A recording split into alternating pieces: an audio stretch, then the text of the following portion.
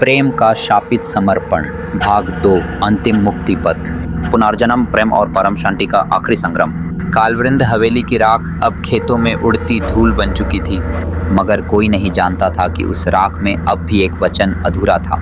अभय का बलिदान और अंजलि की पीड़ा भले ही उस रात शांत हो गई थी, पर उनकी आत्मा अब भी जन्म और मृत्यु के बंधनों में बंधी थी।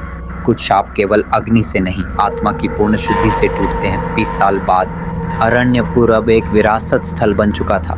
सैलानी आते थे, पुरातत्वविद शोध करते थे, पर कोई भी वहाँ एक रात नहीं ठहरता था। कहते हैं अब भी हवा में एक प्रेम भरी चीख गूंजती है और तब वह कहानी फिर से जन्म लेती है। उस वर्ष जुलाई की एक सर्द सुबह एक युवक ट्रेन से उतरा। नाम था अभिषेक राठौड़। इतिहास में एमए कर रहा था, थीसिस थी हिमालयी गांवों के लोकशाप और आत्मा मुक्ति कथाएं। उसी दौरान उसे अरण्यपुर का जिक्र मिला और वो अकेले वहां पहुंच गया।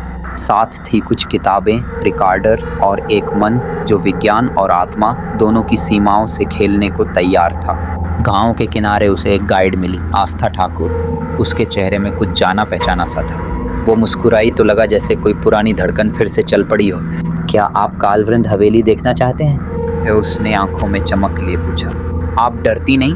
अभिषेक ने सहजता से पूछा। डर? वो तो जन्म जन्म का साथी है, उसने कहा और चुप हो गई। उस दिन दोनों ने गांव के इतिहास, कहानियों और उन घटनाओं पर चर्चा की जो कालवृंद हवेली से जुड़ी थीं। शाम को जब वे दोनों हवेली के पास पहुंचे तो वहां कुछ था, न हवा न ध्वनि, पर एक गहरा मौन जो आत्मा को थाम ले। अभिषेक ने गौर किया। हवेली की जमीन पर एक चक्र बना है, राख से सना हुआ। उसमें एक दिया था, बुझा नहीं था, बस मंद हो चला था। आस्था ने धीमे से कहा, शायद यह अग्नि बुझी नहीं, बस प्रतीक्षा कर रही है। अभिषेक ने उससे पूछा, तुम जानती हो ना इस जगह से तुम्हारा क्या नाता है? आस्था की आंखें नम हो गईं। मैं अंजलि हूँ, अनन्या हूँ या कोई और?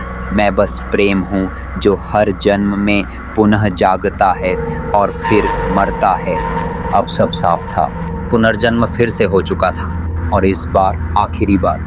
सिर्फ बलिदान नहीं, आत्मा की शुद्धि चाहिए। अभिषेक ने किताबें खंगाली। एक ग्रंथ में लिखा था, ये शाप तब तक जीवित रहता है जब तक उसकी पीड़ा को न्याय न मिले। अग्नि केवल शरीर को जलाती है, आत्मा को नहीं। आत्मा को शांति चाहिए और उसके लिए सच्चा आत्मत्याग। उसी रात दोनों ने पुरातन पूजा का आयोजन किया। न मंदिर न पुजारी, सिर्फ 2 आत्माएं, एक अग्नि और सैकड़ों सालों की वेदना।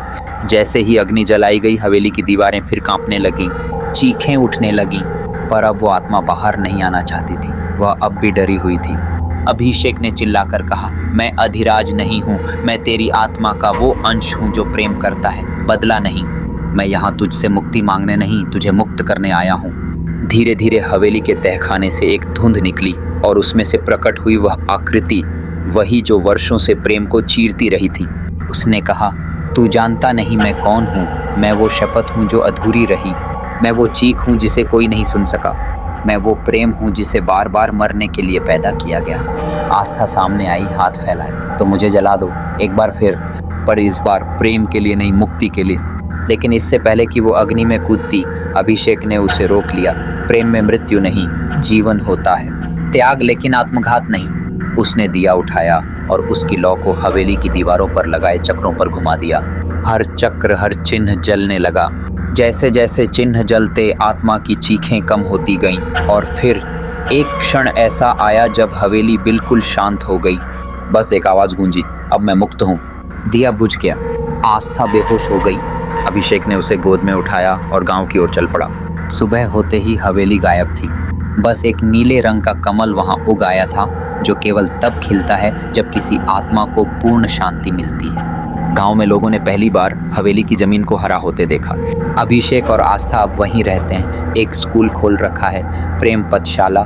बच्चों को सिखाते हैं कि प्रेम कभी खत्म नहीं होता और न ही बदला ही उसका उत्तर होता है। कहते हैं अब जब कोई बच्चा हवेली की तरफ जाता है तो उसे हवा में एक गीत सुनाई देता है, प्रेम जहाँ शुद्ध हो वहाँ भूत नहीं बसते, वहाँ सिर्फ भगवान बसते हैं। समाप्त।